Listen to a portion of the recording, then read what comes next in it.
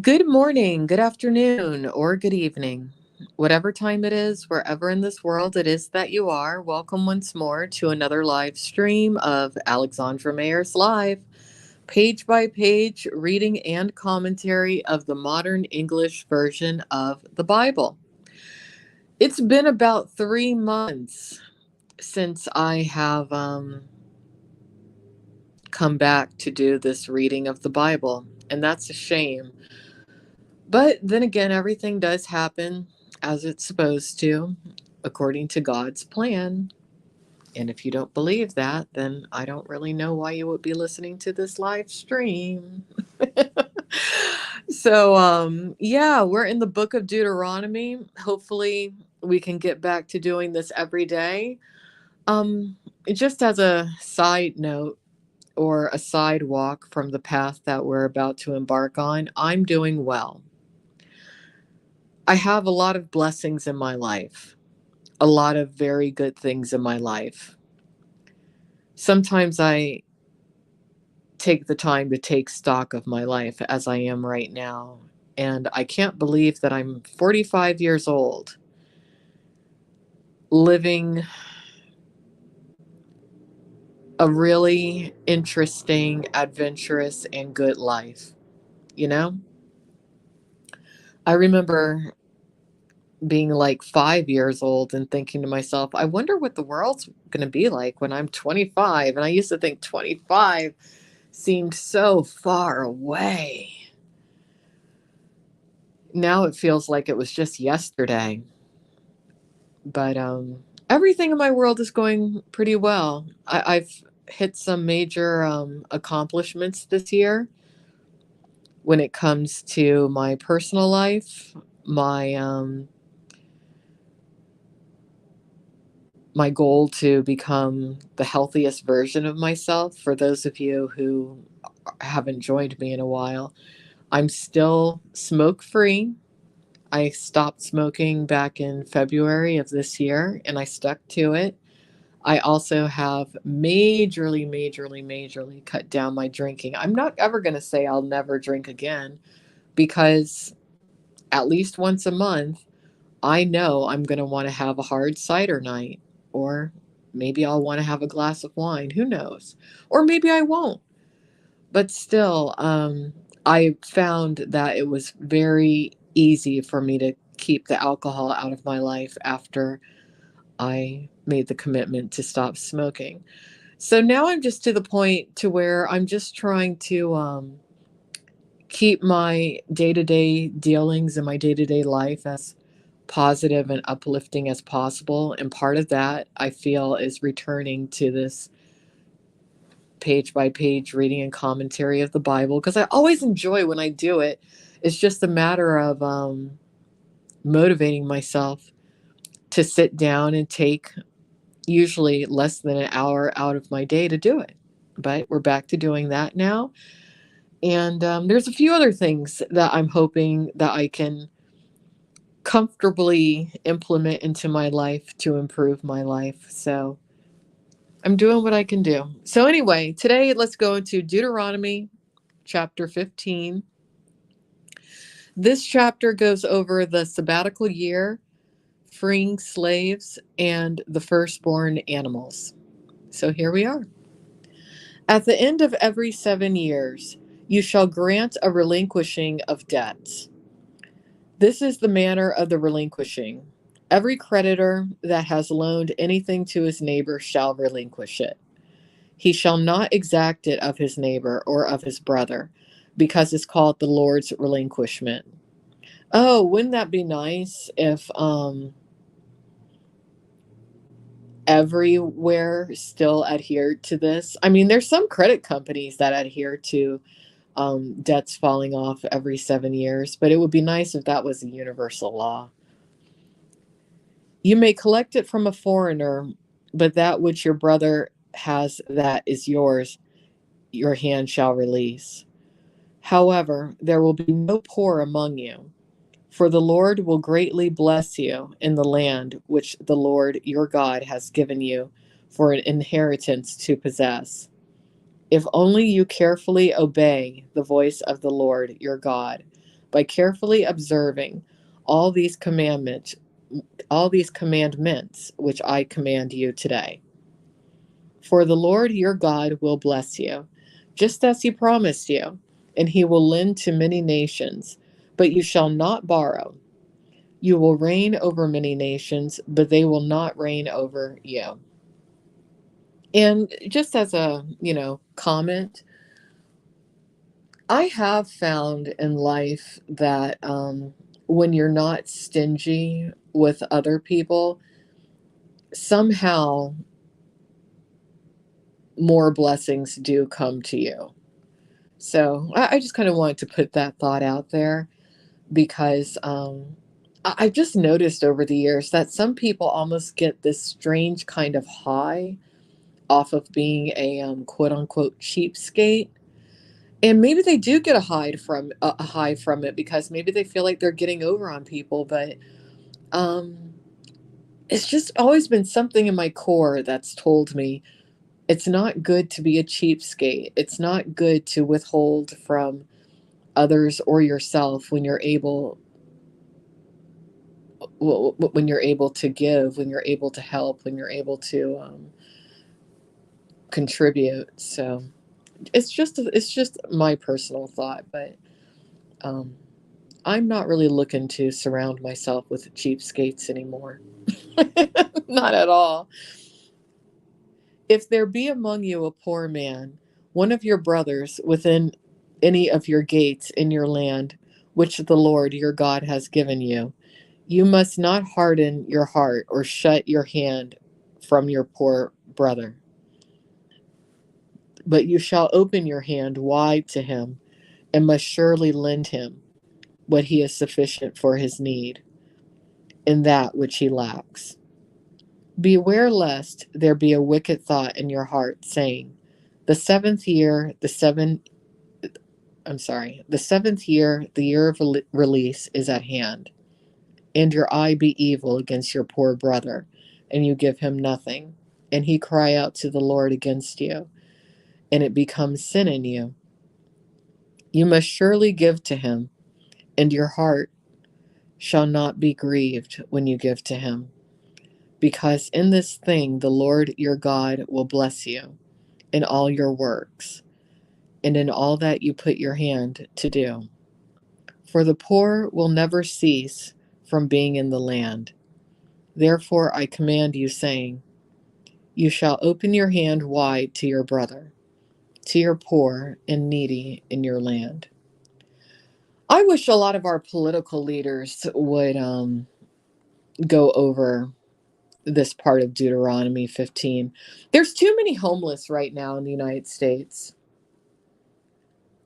And a lot of it does have to do with the drug trafficking issue that's going on within the United States. That's part of the reason why I'm so adamantly against drugs. And that's why I'm like, hey, just say no. And I get a lot of flack for it. You would be surprised as to how, like I have a theory actually. I think that drug traffickers fund online trolls to harass and intimidate people who try to get the message of just saying no to drugs out there. I am convinced of this. I might even start a whole YouTube channel specifically about this particular theory that I have because I've seen it time and time again over in the IRL communities that I cover.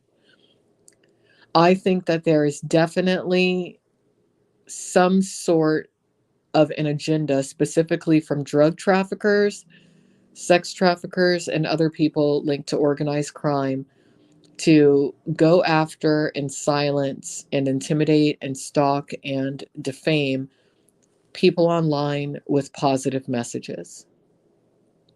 I really believe that to be the case. I can pretty much prove it at this stage. It's just a matter of finding the time to put all the information together, but I can prove it. I don't even care if people believe me at this point. Because I know that people do. I guess what I should really say is I don't care how many people believe me at this point. Because there will always be at least one person who does. And that's all I need. But I am going to get that information out there. All right, so here's the next section of Deuteronomy 15, freeing slaves. If your brother, a Hebrew man or a Hebrew woman, is sold to you and serves you 6 years, then in the seventh year you must let him go free from you. So everything is 7 years. Everything's seven. Seven is the magical number that Deuteronomy is telling us. Seven. Everything's seven. When you send him out free from you, you must not let him go away empty handed. You shall supply him liberally out of your flock, out of your floor, and out of your wine press. Wow. Okay, so see, this is why America is failing. Deuteronomy 15, from my perspective, is the outline as to exactly why the United States of America is not working out very well. And it all has to do from how it was conceived. Just like you got to think thoroughly before you have children, you need to think thoroughly before you form a nation.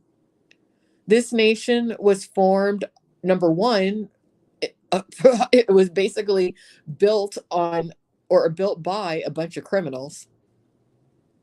You know, I mean, if people want to exalt the forefathers, hey, that's their prerogative. But for the most part, they were a bunch of criminals. Then they decided to implement a whole bunch of debt bondage within the United States without relinquishing the debts after 7 years. And then after the whole slave era or slavery era in the United States, they didn't do right by the slaves that they freed. So that's why the United States of America is what it is. It was never put together properly from the beginning. So anyway, let's continue reading this. And I'm sorry to go off on that tangent, but that's how I feel today. From that which the Lord your God has blessed you, you shall give to him. You shall remember that you were a slave in the land of Egypt, and the Lord your God redeemed you. Therefore, I command this of you today. Okay, so what the God is commanding is the golden rule: do unto others as you want done unto you. Just like you wouldn't want to be a slave forever, you cannot enslave anybody else forever. That's a good way to think. And, you know, there's a lot of debate nowadays as to who exactly is God. What is God?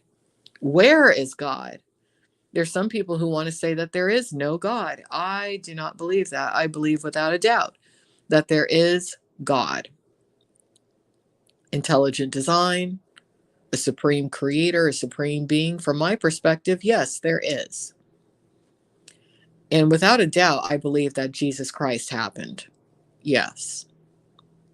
And I think that there have been other instances along the lines of Jesus Christ that have happened too, over and over and over again. But Jesus Christ, for Christianity, that particular instance, from my perspective, became as popular as it did and as it is, specifically due to how he was stalked at that time.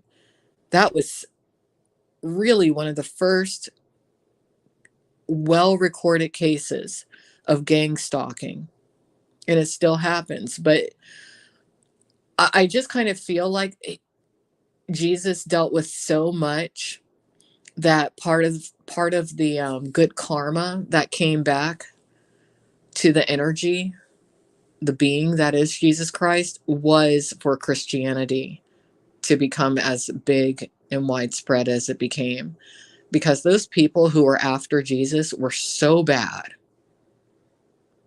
that it was ridiculous. So it was kind of a slap in the face to those people when it comes to how big Christianity became. And that's why you got to be careful about who you stalk. But anyway, let's keep going. It shall be if he says to you, I will not go away from you, because he loves you and your house, because he is well off with you. Then you must take an awl and pierce it, through his ear into the door, and he shall be your servant forever. And you shall also do likewise to your female servant. It will not seem difficult for you when you send him away free from you, and he has been worth a double hired servant in serving you 6 years. Then the Lord your God will bless you in all that you do. So, in other words, God's saying, if you do right by someone who is indentured to you or who served you, then it is going to come back to you. And it's true. When you put out good energy comes back to you. And you might not see where it's going to come from or how it's going to happen, but it does. It just takes time. But it will happen in your time, most likely, if you deserve it. Okay, the firstborn animals. You must sanctify all the firstborn males that come out of your herd and flock to the Lord your God. You must do no work with the firstborn of your bulls or shear the firstborn of your sheep. You shall eat it before the Lord your God year by year in the place where the Lord shall choose, you and your household. If there is any defect in it, or if it is lame or blind or has a serious defect, you shall not sacrifice it to the Lord your God. You shall eat it within your gates. The unclean and the clean person alike shall eat it, as if it were a gazelle or a deer. Only you must not eat its blood. You shall pour it on the ground like water. All right, so that was the end of Deuteronomy chapter 15. Sorry I went off on some rather long rants and commentary today, but I haven't done this live page by page Bible reading in a while. It has been a while. So let me go ahead and get on with my day. I hope all of you have a nice day. I hope that you join me tomorrow. I have the intention of doing this again tomorrow. Will it happen? Well, we'll see what God has in store for me, I suppose. But hopefully I'll make it back here again tomorrow. Over on my other channel, IP2 Wiki Info, I plan on doing a live stream late tonight if I manage to stay awake. And IRL News Time, I do want to start doing some streams over there again at some point, along with some other channels I have. So we'll see how things go this month. I have a lot going on in my personal life right now, so I might not get to accomplish all my goals that I just outlined, but I will try my best. So thank you for listening. Have a great day. Bye-bye.